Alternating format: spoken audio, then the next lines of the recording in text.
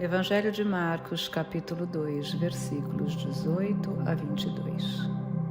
O jejum. O Senhor esteja convosco, Ele está no meio de nós. Proclamação do Evangelho de Jesus Cristo, segundo Marcos. Glória a vós, Senhor. Naquele tempo, os discípulos de João Batista e os fariseus estavam jejuando.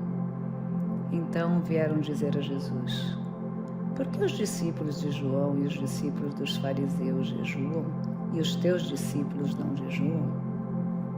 Jesus respondeu: os convidados de um casamento poderiam, por acaso, fazer jejum enquanto o noivo está com eles?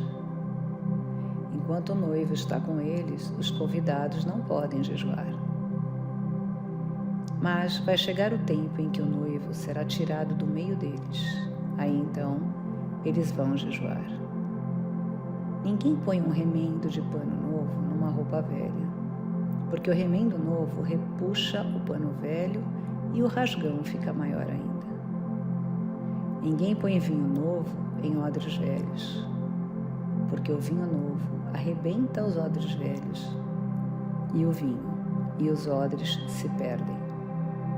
Por isso, vinho novo em odres novos. Palavra da salvação. Glória a vós, Senhor.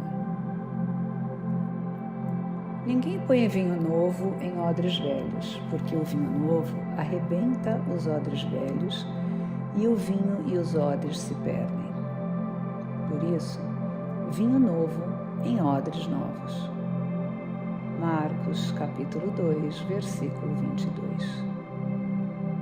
Segunda-feira do tempo comum, e vamos aprendendo os ensinamentos de nosso Senhor Jesus Cristo.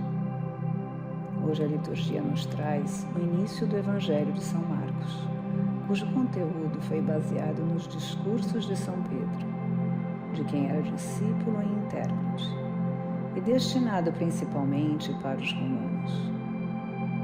Foi escrito provavelmente em Roma, por volta de 63 depois de Cristo, e mostra que Jesus é o Messias de Israel, inaugurando o reino de Deus através do seu sofrimento, morte e ressurreição. O versículo 18 deste capítulo 2 nos fala do jejum. O objetivo do jejum é levar a pessoa a se tornar senhora de si mesma, dominar seus instintos e suas paixões. O jejum tem uma forte conotação de penitência, de recolhimento e de interiorização. Em torno desta prática, cria-se um clima especial que ajuda o jejum a atingir o seu objetivo. Para ser autêntico, o sacrifício exterior deve ser expressão do sacrifício espiritual. Os profetas da Antiga Aliança denunciaram muitas vezes os sacrifícios feitos sem participação interior ou sem ligação com o amor do próximo. Jesus recorda a palavra do profeta Oséias: eu quero misericórdia e não sacrifício. A Igreja permaneceu fiel a este ensinamento, que é confirmado por Jesus. Ele, inclusive, acrescenta um novo sentido. Jejua no deserto como preparação para a sua vida pública e diz-nos que a oração se fortalece com o jejum. Para darem prova de piedade, certos fariseus e certos discípulos de João Batista abusavam da prática de jejuns não obrigatórios. Embora desejando que os discípulos tivessem autocontrole, Jesus preferia que em torno dele houvesse um clima festivo de alegria. A devoção deve ser exercida de várias maneiras. Além disso, a devoção deve ser praticada de maneira adaptada às forças, aos negócios e às ocupações particulares de cada um. Como tudo tem o seu tempo e o seu lugar, a presença do Messias deveria levar o discípulo a superar toda a tristeza, de forma que seria insensato ficar multiplicando jejuns e penitências, quando era momento de empenhar-se festivamente na vivência do amor e da fraternidade.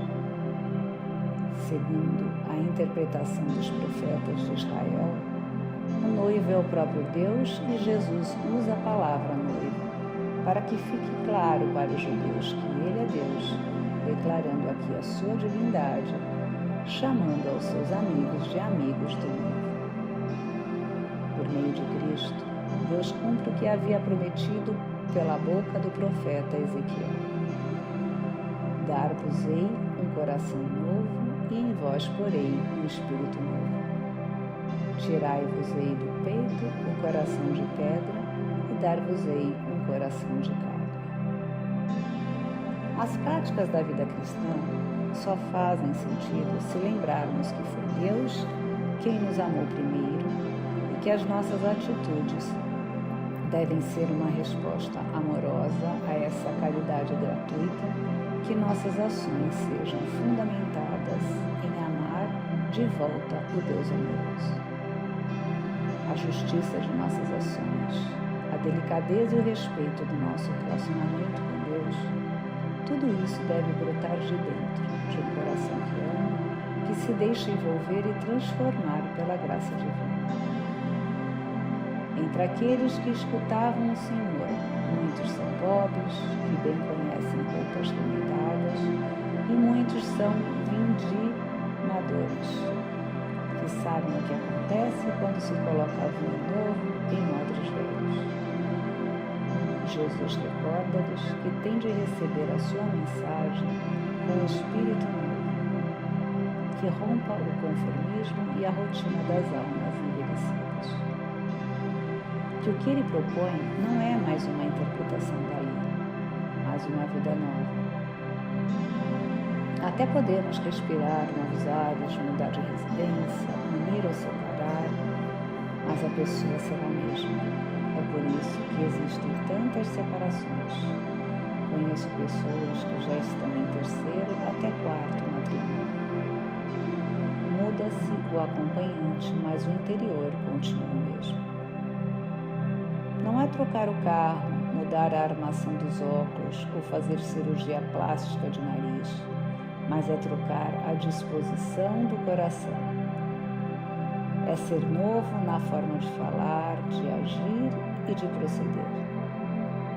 O que muda são as minhas atitudes, minhas disposições interiores, e até encarar aquilo que é velho e transformar em novo.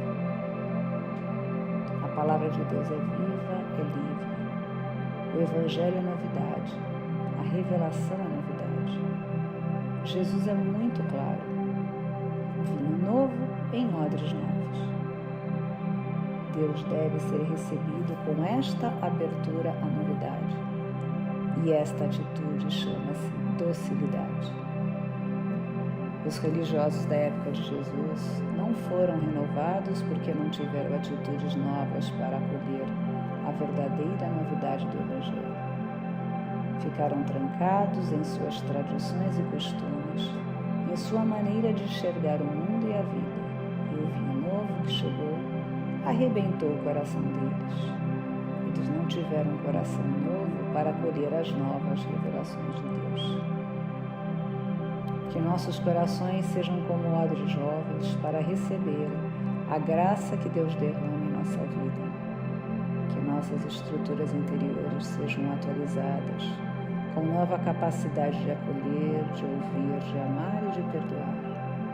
Como um aplicativo de celular que recebe programas novos todos os momentos para funcionar com mais recursos e com mais eficiência, nos movendo firmes e diligentes em direção ao reino do qual somos herdeiros.